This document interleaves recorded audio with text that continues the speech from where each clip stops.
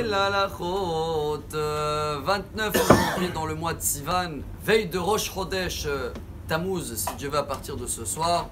Comme vous le savez très bien, chaque fois qu'on fait l'Avdallah, on prend une goutte de vin. En général, on la met derrière dans une os qu'elle s'appelle en hébreu le louz. Pourquoi on met derrière? Parce que cette os-là, c'est la plus dure. Ce qui représente, nous, le peuple juif, qui a am kesheor efata. Je crois qu'en français, on dit la nuque raide. C'est l'endroit le plus dur. Alors pourquoi on met une goutte ici? Pour le rendre un peu plus mou, pour peut-être comprendre le message de cette paracha qu'on vient de lire, qui revient tellement de fois dans notre vie que chaque samedi soir, on fait un rappel.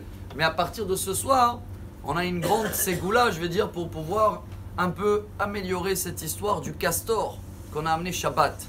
C'est le Admor de Slonim, Rabbi Shmuel Weinberg, décédé il y a 103 ans en arrière, celui qui amène cet exemple du castor. On m'avait dit qu'il s'appelle comme ça en français.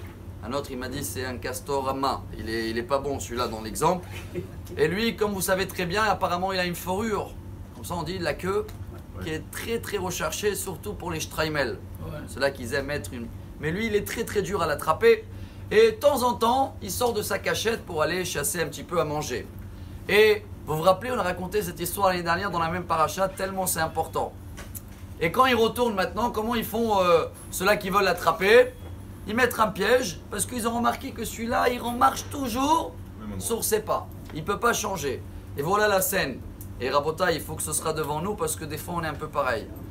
Il arrive, il retourne pour aller dans sa cage, il voit le piège, et qu'est-ce qu'il fait? Il pleure et il rentre dedans, chers amis. La Gemara Baba Metzia, page 9, elle dit Sha'ared ma'ot lo nin'alu. Tout le monde connaît cette Gemara. Hein? Les portes de larmes, ils sont jamais fermées. C'est là où chaque fois on dit il faut pleurer, l'année il a, réveille-toi. Alors ce rabbin il demande si les portes en haut des larmes ils sont jamais fermées, pourquoi besoin d'avoir des portes?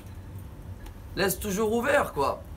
Alors il dit pour ceux-là qui pleurent comme le castor, pour lui les portes ils sont fermées parce que ça s'appelle pas d'être pleuré, ça s'appelle d'être tellement têtu et nuque raide et pas pouvoir changer nos habitudes qu'à partir d'aujourd'hui, voilà la ségoula de Rosh Chodesh Tammuz, Rabotai. Tammuz et Louz, ça sonne un peu pareil. Hein. La différence entre les deux dans la valeur numérique, ceux-là qu'ils aiment, c'est 410.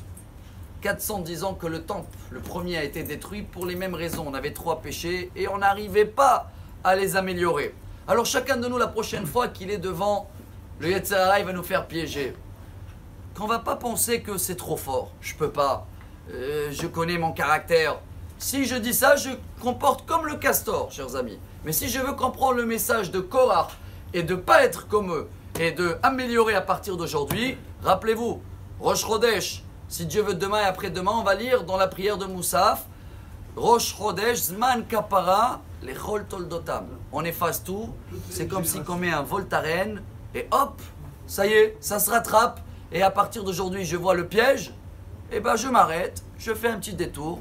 Je change mon trait de caractère, car Rosh Chodesh Tammuz, surtout celui-là qui est un peu chaud, peut me donner, quand ça chauffe, vous savez, c'est ça qui fait la Voltaren. Hein. Quand c'est chaud, hop, ça y est, je suis libre. Alors que Bezrat Hashem, chacun de nous arrive à trouver le bon chemin, et au cas où il y a le piège, avec un bon Voltaren, si tu veux, et des bonnes prières, tout va aller bien. Erev Chodesh Tov u'Mevorach, Amar Rabbi Elazar, Amar Rabbi Hanina.